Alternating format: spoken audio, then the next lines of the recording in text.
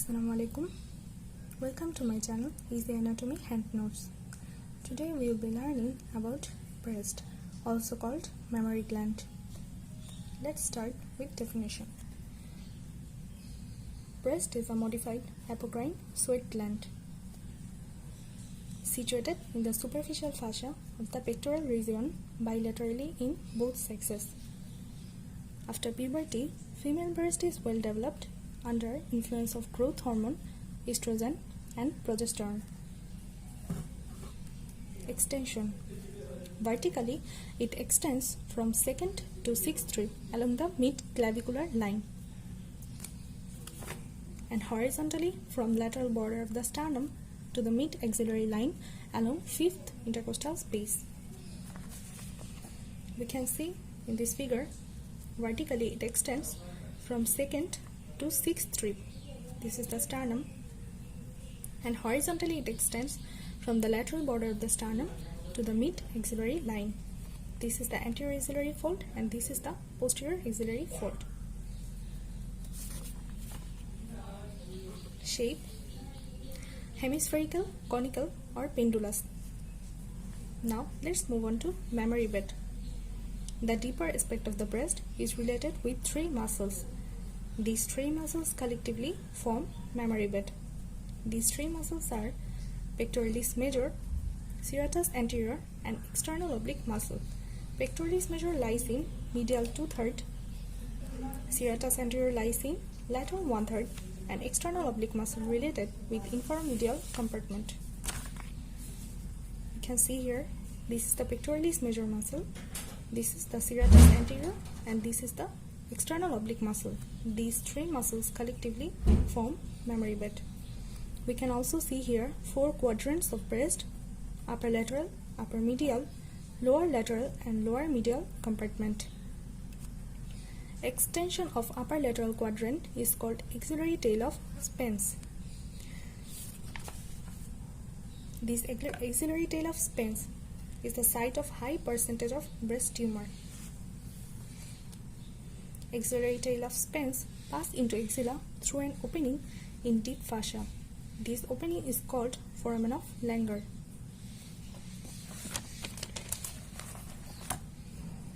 Now let's move on to the retromammary or submammary space. Breast is separated from pectoral fascia by a space. This is known as retromammary space or submammary space. We can see in this figure, this is the pectoral fascia and breast is separated from this fascia by a space. This space is called the retromammary or submammary space. Submammary space contains loose areolar tissue, and due to presence of this loose areolar tissue, breast moves freely over the pectoralis major muscle. Now let's move on to structures of breast. Skin, stroma and glandular tissue or parenchyma form structures of breast. Skin shows nipple and areola. Nipple situated in 4th intercostal space.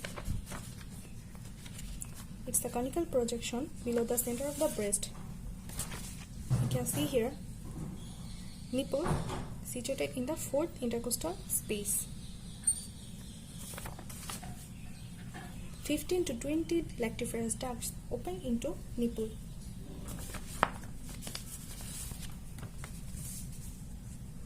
These are the lactiferous ducts. 15 to 20 lactiferous ducts open into nipple. Nipple contains smooth muscle which is oriented longitudinally and circularly. Nipple is highly sensitive and it is the most sensitive part of breast. It is supplied by somatosensory nerve. Breast also acts as accessory sexual gland. After pregnancy and parturition, it secretes milk to feed the newborn baby. Areola. Areola is the circular pigmented area around the base of the nipple.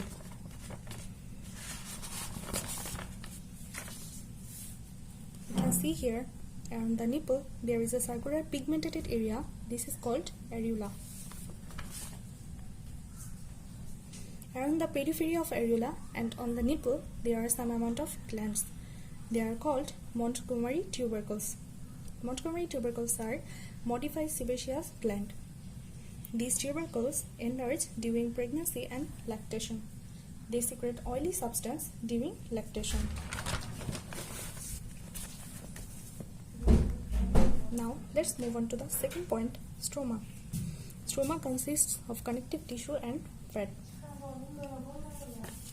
Fat forms bulk of the breast and it is distributed widely throughout the breast except areola and nipple. We can see here, these are the fats. They are distributed widely throughout the breast. We can also see in the structures of breast, these are the lobes. Lobes opens into nipple. These are the fats. This is the retromammary space. This is the pectoral fascia. And these are the suspensory ligament of Cooper. Connective tissue forms fibrous septa, which is termed as suspensory ligament of Cooper. We have already seen it. These ligaments are the suspensory ligament of Cooper. They are arranged radially. These ligaments maintain protuberance of breast and they anchor the glandular tissue to the overlying skin and underlying pectoral fascia. When fibrous septa atrophies, breast becomes pendulous. During carcinoma of the breast, metastatics infiltrate in fibrous septa. As a result, skin on the breast retracts and breast is fixed over the pectoralis major muscle. Now, the third point is glandular tissue or parenchyma. They also arranged radially. Glandular tissue form 15 to 20 lobes. You can see in this picture, this is a lobe of breast. In this lobe, there are clusters of alveoli. This is the lactiferous ducts, and before opens into nipple, it has a dilatation called lactiferous sinus. Lobes again divide into lobules. Lobules again contain clusters of alveoli. Every lobe is drained by one lactiferous duct. Before opens into nipple, lactiferous ducts shows a dilatation called lactiferous sinus. We have already seen it. This dilatation is called lactiferous sinus. Lactiferous sinus acts as the reservoir of milk during lactation. Before puberty, there is duct system only in breast, but at the onset of puberty, duct system branches because of hormone.